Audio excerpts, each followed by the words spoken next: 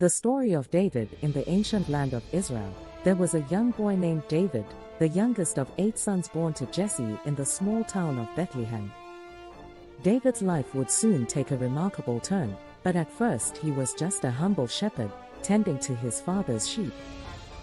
One day, the prophet Samuel visited Jesse's house, sent by God to anoint a new king over Israel. King Saul, the current ruler, had fallen out of favor with God because of his disobedience. Samuel arrived at Jesse's home, and one by one, Jesse presented his sons. But God told Samuel that none of these men were to be the new king. Confused, Samuel asked if there was another son. Jesse replied, "There is still the youngest, David, who is out in the fields with the sheep." When David was brought in, God spoke to Samuel, saying, "This is the one. Anoint him." And so, Samuel anointed David as the future king of Israel, though David was just a boy and Saul was still on the throne. David's rise to fame began when the Israelites were at war with the Philistines. The Philistine army had a giant warrior named Goliath, who challenged the Israelites to send out a champion to fight him. For 40 days, Goliath taunted the Israelites, but no one dared to fight him. David, still a young shepherd, was sent by his father to bring food to his brothers who were in the army. When David heard Goliath's defiance, he was filled with righteous anger and volunteered to face the giant. King Saul was reluctant but eventually agreed, and David went into battle armed only with a sling and 5 smooth stones. When Goliath mocked David, the young shepherd boldly replied, "You come against me with sword and spear, but I come against you in the name of the Lord Almighty." David took 1 stone from his sling, hurled it at Goliath, and struck him in the forehead. The giant fell, and David defeated him with his own sword. The Israelites erupted in victory, and David became a national hero.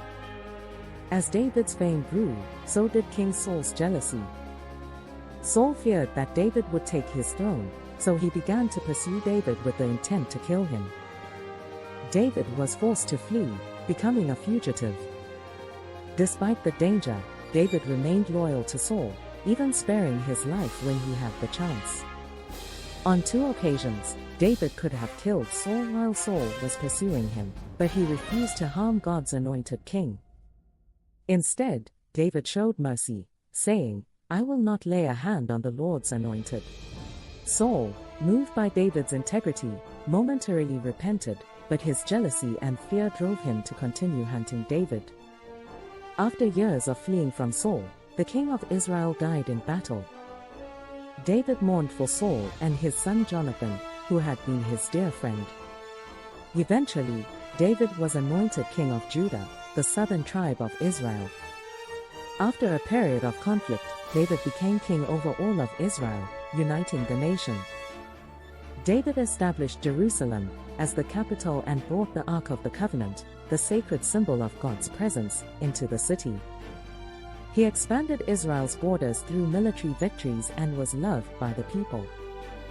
His reign was marked by prosperity and peace, and he is remembered as one of Israel's greatest kings. Though David was a man after God's own heart, he was not without his flaws. One day, while walking on the roof of his palace, David saw a beautiful woman named Bathsheba, the wife of one of his soldiers, Uriah. Driven by lust, David had Bathsheba brought to him, and she became pregnant. To cover up his sin, David arranged for Uriah to be sent to the front lines of battle, where he was killed. Afterward, David took Bathsheba as his wife. However, God sent the prophet Nathan to confront David about his wrongdoing. Nathan told David a parable of a rich man who took a poor man's only lamb, and David, angered by the injustice, declared that the man deserved to die. Nathan replied, "You are the man." David was broken by his sin and repented before God. Though God forgave David, there were consequences. The child born to David and Bathsheba died, but their second child, Solomon, would later become king. As David's reign continued, he faced internal strife within his own family. His son Absalom grew resentful of David, and after a series of events, Absalom led a rebellion against his father. David had no choice but to flee from Jerusalem. During the rebellion, David's loyal followers remained true to him, and Absalom's forces were defeated. Tragically, Absalom was killed in battle.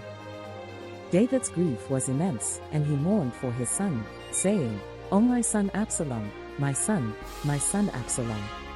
If only I had died instead of you." Despite the challenges and mistakes he faced, David's legacy as king of Israel endured. He is remembered as a man of faith, a warrior, and a poet. Many of the Psalms are attributed to David, expressing his love for God, his sorrow, and his repentance.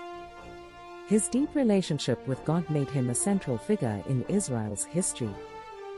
Before David died, he made preparations for his son Solomon to succeed him as king. David's final words were a reminder of God's faithfulness and his desire for Israel to continue following God's ways. David's story is one of triumph and failure, of victory and loss, but most importantly, it is a story of a man who sought after God's heart, even in the midst of his imperfections. This narrative captures the essence of David's life and the key moments of his journey from shepherd to king. His story reflects the themes of faith, repentance, and the complexity of human nature.